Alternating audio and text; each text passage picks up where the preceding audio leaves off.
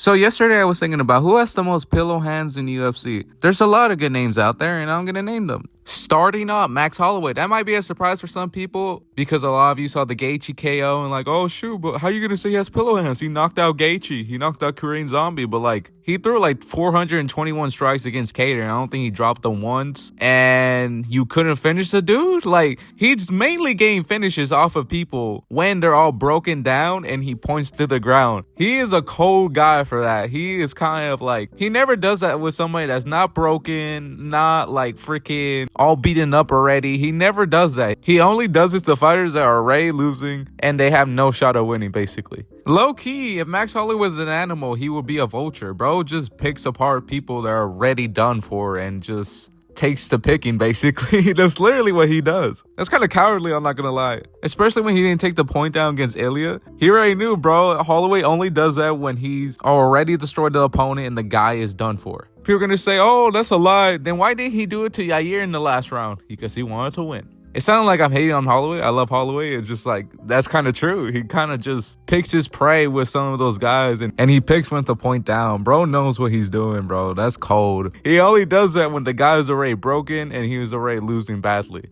Max Holloway is a cold individual for doing that. But yeah, it's whatever. Yeah, he has very pillow hands because he threw 400 strikes against Cater and didn't drop him once. And he's also known for being Mr. Output. And that's not really a good thing when it comes to being a hard hitter. And he's not one of them, especially when he throws a lot of shots constantly. I think his average is like 200 something shots. Like, bro is not really a hard hitter. Anyway, next up, Evloev. Evloev has no finishes in the UFC. He got some on the regionals, I'm pretty sure, but it's not like, oh shoot, he put the guy out. He hasn't like knocked anybody down except for like Arnold Allen, and Arnold Allen was coming in, running in, so I don't really count that really, but it's still a knockdown. So he's not too powerful, but like at least he dropped somebody. But like he's not a hard hitter, especially when he constantly goes decision and hasn't got a single finish in the UFC. So yeah, he's a very soft-handed fighter.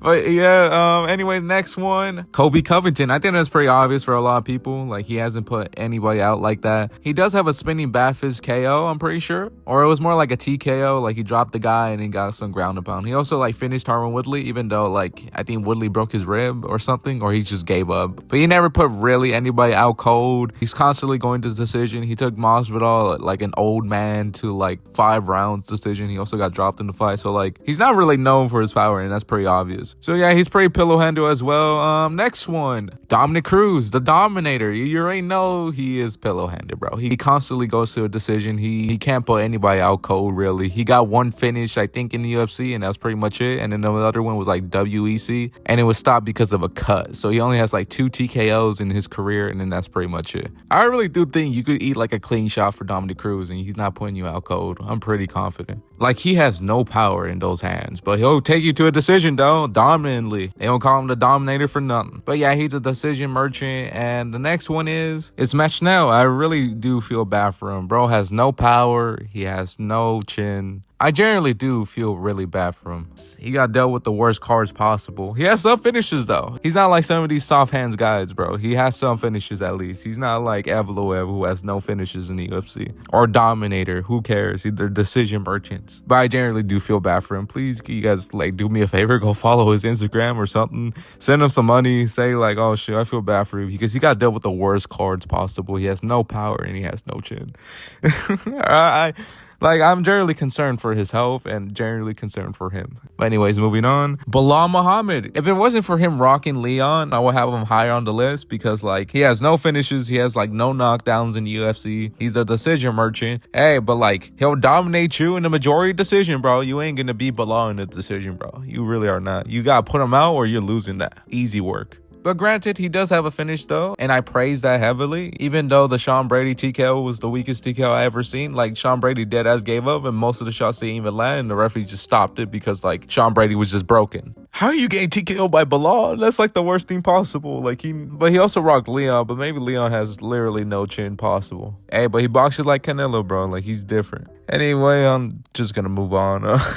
Next one, John Jones. He has no knockdowns. He basically has no finish because on the feet. Like, he has one spinny back kick against like freaking Stipe, and he was like a fossil. And he couldn't even finish him with hands. That's kind of crazy. And like the DC one, granted he did knock them out, but like his best finish like was a no contest, so it doesn't even count. And he hasn't put anybody down with his fists ever in his life, except for he did put down Parker Porter. So like that's something. But like that was like in the regionals, and I think that was like a kickboxing fight, so it doesn't even count in MMA terms. So like has no power in his hands. Generally, there is no pop. It's actually insane. Like, he's 6'4", a light heavyweight sized dude, like 84-inch reach, and he has no knockdowns with his hands. That's actually insane. Evloev has a knockdown. Bilal TKO somebody on the feet with his hands. You're telling me John Jones never did that in his career? That's actually insane. That's really insane. He's a kick merchant and also a reach merchant. Like, bro has so many merchants, is actually insane. Like, I was kidding with the Cruz one. Like, I really do generally believe like you could take a solid punch from like John Jones and you won't go down. Maybe because of the reach. Maybe having an 84-inch reach isn't like the best when it comes to power. Maybe that's the reason. But like, whatever. He has one of the softest hands I ever see in the UFC, and he hasn't put anybody down with straight hands. That's actually insane to be a GOAT. But anyway, he would be number one if it wasn't for this next guy.